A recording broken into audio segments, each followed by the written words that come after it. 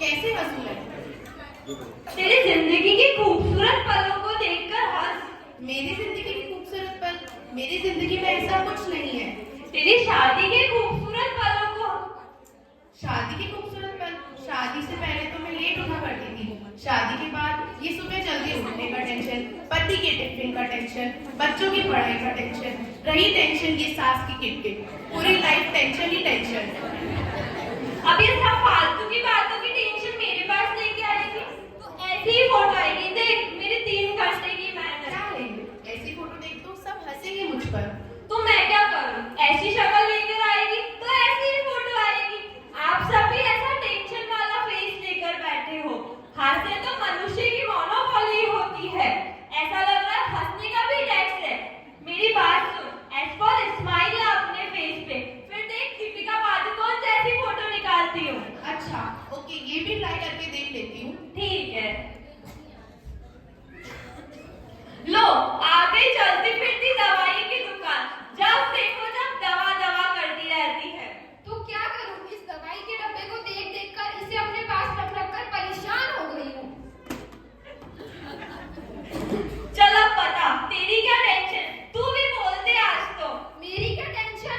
अरे जब देखो तब ये दवाई खाने से ज्यादा तो ये दवाई खानी पड़ती है। 2 समाइल ली नहीं कि कमर में दर्द होने लगता है, और इधर उधर चली नहीं कि कहीं से टकराई नहीं तो फ्रैक्चर होना तो फिक्स है।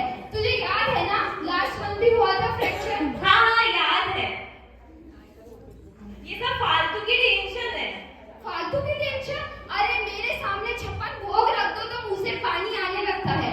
सोचती हूँ ये भी खा लूं वो भी खा लूं, पर खाना बस इतू सा है, क्योंकि ज्यादा खा लिया तो कोलेस्ट्रॉल बढ़ जाएगा, डायबिटीज बढ़ जाएगी और बीपी वो तो 180 तक पहुंच जाएगा। और तू बोल रही है बस यही टेंशन है? बस यही टेंशन है ना? और मुझे वो भी बोल दे आज बस तो। अब तो मैं ऊपर जाने के दिन गिनने चालू कर दूं। जिंदगी की टेंशन ही खत्म। ये सब एबीसीडी का कारण है। क्रोध, चिंता और सात्विक भोजन का अभाव है। ये सात्विक भोजन का मतलब?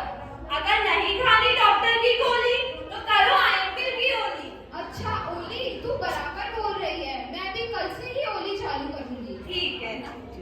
ये ले तेरा दवाई का डब्बा तो लेती जा। ये आ गई रोतलू। जब देखो जब रोतलू रोती रहती है। इसका तो नाम ही रोतलू पड़ गया है। अब तू भी मतलब रोटू केवे, तू भी मारो मजाक उड़ावे है। तो अब कई बोलो। तू पूरा टाइम रोती रहे तो तुम रोतलू ही बोली थी। अरे थाना पत्तो कोनी? हाँ बोल कई बात कोनी। अरे मारो वो छोरो नहीं है पिंटूड़ो। हाँ थारो छोरो पिंटूड़ो। रोबो बंद कर पेली बोल कई हुई हो। अरे मारो पिंटूड़ो आगे जा कई कह रही बिना मगज में जगह खाली मिली नहीं मिली। बता तो मैं कई करूं, बोल तू। ये सब फालतू की टेंशन छोड़ और पॉजिटिव सोच। केनो गणो ही चीजी है, करनो गणो ही जाड़ है। कहनो जितना इजी करनो बतरो ही आसान है। हाँ हाँ तू सही बोला है।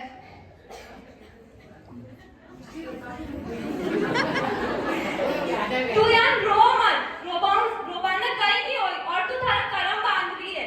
अरे वो आगे जा कई करेला बिना कॉलेज में एडमिशन मिलेला या नहीं मिलेला, धंधा माता हाथ लागेला या नहीं लागेला।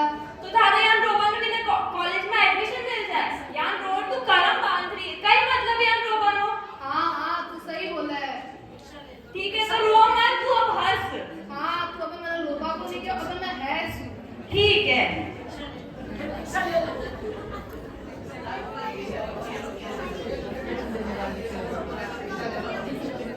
ओ सविता बहन, क्या है? इतने पैसे कहाँ से लेकर आई हो? ये पैसे तो मैंने शिविर और स्थानक में जाके इकट्ठे किए हैं। क्या बात है? शिविर में ज्ञान ध्यान सीखने और व्याख्यान सुनने गए आप? अरे शिविर और स्थानक जाते हैं तो वहाँ प्रभावना होती है, साथ ही लकी ड्रॉ भी। इसीलिए मैं सारे कामकाज छोड़ स्थानक चली जाती हूँ। अच्छा तो आप शिविर और स्थानक सिर्फ प्रभावना की लालच से जाते हो या ज्ञान ध्यान सीखने? अरे शिविर गई, स्थानक गई, वहाँ पे समय आने से पहले ही प्रभावना स्टार्ट हो गई। जैसे तैसे समय पारी, फिर धक्का मुक्की कर बाहर आई। प्रभावना तो मिली ना?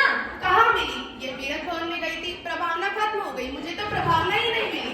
आपको इसीलिए प्रभावना नहीं मिली क्योंकि आप प्रभावना की लालच में गए।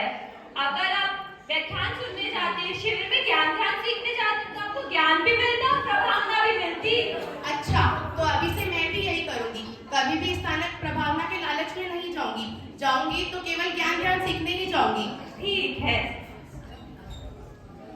ओ भाविका बहन, आप इतना टेंशन वाला फेस लेकर कैसे आए हो? क्या करूं, मेरी बेटी के मन में वैराग उमड़ पड़ा है। उसे संसार से मोह ही छूट गया। उसे संयम पथ पर चलकर दीक्षा ही लेनी है। क्या बात है, दीक्षा लेनी? ये तो बहुत अच्छी बात है, अनुमोदना की बात है। अनुमोदन तो बहुत है, पर मैं क्या करूंगी उसके बिना? जिंदगी भर मैं नहीं जी सकती उसके बिना।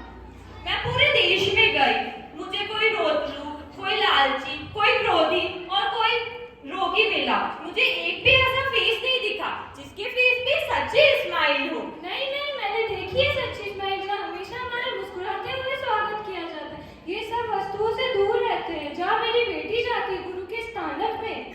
तो क्या आप नहीं चाहते आपके बेटी के फेस पे हमेशा सच्ची स्माइल रहे? चाहती हूँ ना।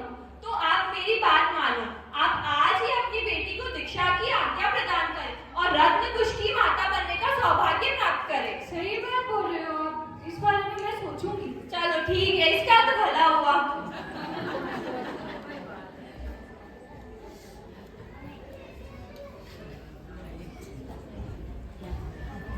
क्या बात है, आज तुम सब एक साथ कैसे हंसते मुस्कुराते कैसे आए हो? आप सबका हम सब आपको धन्यवाद करने आए हैं। क्यों, क्या हुआ? आपने कहा था ना कि स्माइल आ फेस पर, तो मैंने स्माइल को अपनाया। मेरी सारी टेंशन खत्म हो गई। देखा देखा आपने पीछे वाली औरतों, एक स्माइल आने से क्या फर्क पड़ता है। हाँ सही में, मैंने भी आईने की होनी चालू करी तो मेरी जिंदगी की सारी टेंशन और सारे रोग ऐसे ही मिट गए। सीखो सीखो। तूने मुझे बोला था ना कि रोना नहीं है, तो मैंने स्माइल करना शुरू करा। मेरी तो सारी टेंशन ही मिट गई। ठीक है, देखो इसका भी अच्छा हो गया। क्या मतलब ऐसे रोने से? तो सब हंसो।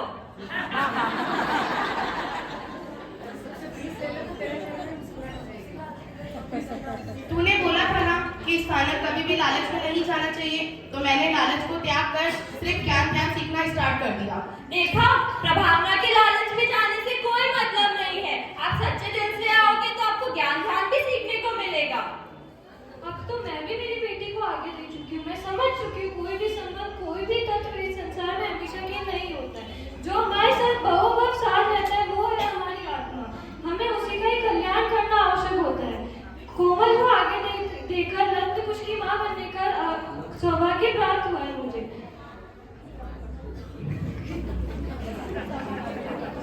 धन्यवाद, बहुत अच्छा, धन्यवाद।